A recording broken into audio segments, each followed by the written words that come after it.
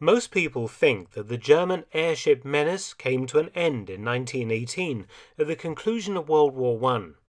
Not quite, for one more mission was undertaken by an enormous German Zeppelin 21 years later in 1939. This raid, and I'll use that term for the Germans did not come in peace, was the last hurrah for Germany's massive Zeppelins as military tools, and today is virtually unknown. The Zeppelin, named for its inventor, Count Ferdinand von Zeppelin, had gained a dark reputation in World War I, labelled baby killers. Zeppelins launched the first aerial bombing campaign in history against British cities in 1915, and for a while the British had no way of stopping these high-flying behemoths until the creation of special incendiary ammunition and better planes to take them on. The Achilles heel of the German airship was its flotation gas, hydrogen, which, though cheaper than the helium used in today's Zeppelins, had a disconcerting habit of bursting into flames when hit by incendiary bullets or flak shells. Many Zeppelins and their crews met fiery deaths over Britain until strategic bombing of London was taken over by the new Gotha long-range bomber aircraft. If you're interested, I've made a series of videos about Zeppelins and Gothas, links in the end screen. Following defeat in World War I, Germany was not allowed military aircraft, so all remaining Zeppelins were scrapped. However, the technology was turned to civilian use, and new and even bigger Zeppelins were created as long-range airliners, able to carry wealthy passengers in great comfort, large distances, including across the Atlantic to the United States and South America. Modelled on ocean liner travel, passengers had cabins and various public rooms spread over several decks, with incredible observation areas where they could watch the world drift by. The ultimate Zeppelins were the Hindenburg class of two vessels. The first, LZ-129 Hindenburg, was launched in 1936, followed by her sister, the LZ-130 Graf Zeppelin II in 1938. They were the largest airships ever to fly, and each could carry between 50 and 70 passengers, depending on cabin configuration, and had a crew of 40 to 61 men. But they shared one ominous feature with the Zeppelins of World War I, the lifting agent, again hydrogen. Though stringent safety procedures and features were followed, these symbols of Nazi technological prowess were still in effect flying bombs. Their vulnerability was graphically demonstrated on the 6th of May 1937, when the Hindenburg, on her 63rd flight, was coming in to land at Lakehurst Naval Air Station in New Jersey. A fire was triggered which completely consumed the airship in seconds. 36 people were killed. The Graf Zeppelin II remained in service after her sister's tragic demise, but by 1939 war was looming in Europe.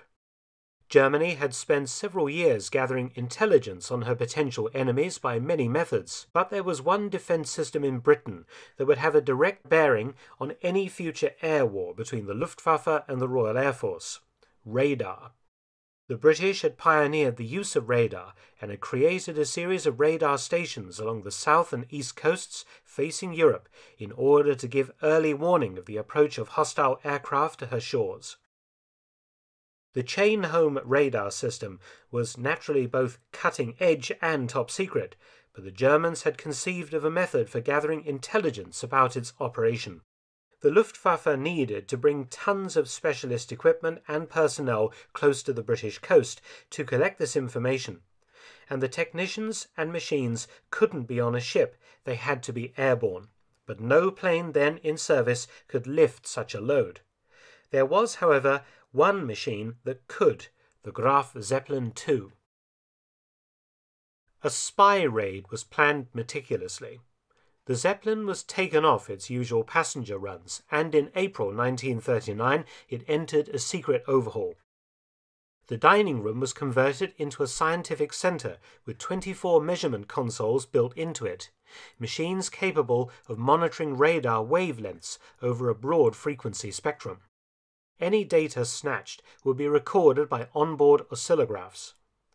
A couple of dozen Luftwaffe signalers assisted some UHF technicians in manning this equipment, in addition to a reduced Zeppelin crew, all under the command of Captain Albert Samt.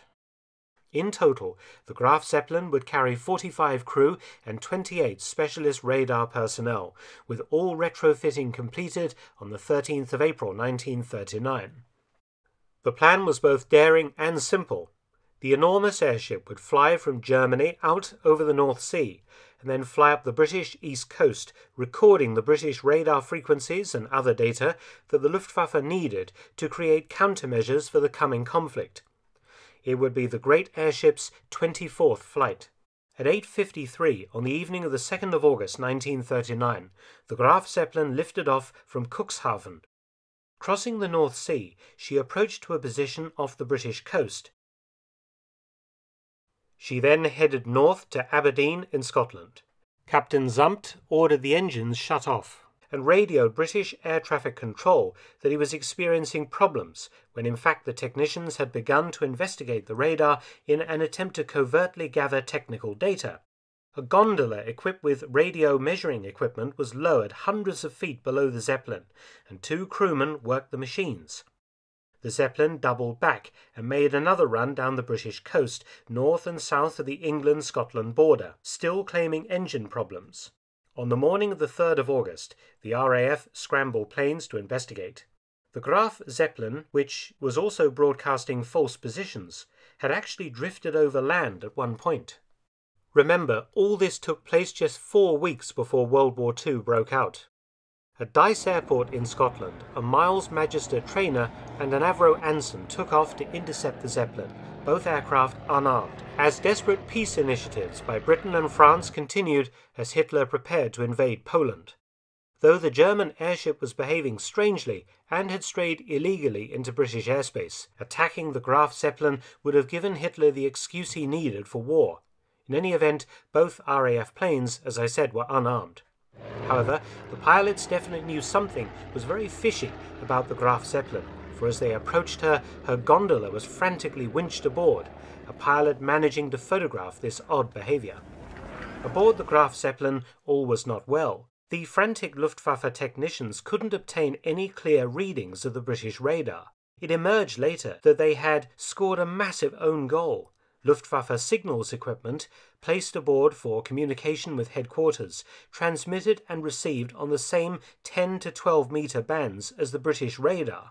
The Germans actually avoided those wavelengths because of interference, not realizing the chain home radar used the same, so they recorded nothing. The Graf Zeppelin arrived back at base on the 4th of August 1939 after a mission of 48 hours duration. The airship had flown 2,612 miles, but not managed to break the secrets of British radar. If the mission had been successful, it could have altered the outcome of the Battle of Britain in 1940, and perhaps the outcome of the war. The Graf Zeppelin II was destined to play no further part in World War II.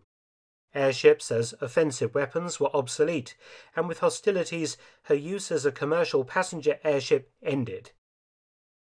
The Graf Zeppelin II made her final flight on the 20th of August 1939. By the 1st of September, the day Germany invaded Poland, the mighty airship had had her gas cells deflated and all electrical equipment removed.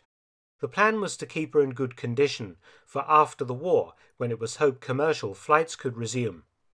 In February 1940, Reichsmarschall Hermann Göring ordered that the Graf Zeppelin II be scrapped, along with a third, unfinished Hindenburg-class airship, the LZ-131, and one of the older Graf Zeppelins from the 1920s, the metal to be recycled for Luftwaffe aircraft. Finally, on the 6th of May 1940, the third anniversary of the destruction of the Hindenburg, the massive airship hangars at Frankfurt were blown up. However, Zeppelins have not disappeared. The company today makes the Zeppelin NT, and pleasure flights in a modern Zeppelin filled with helium are available in Germany and various other countries around the world. The modern Zeppelins, 7 having been built, are but a fraction of the size of the mighty Hindenburg and her sister, but still a majestic and unusual sight.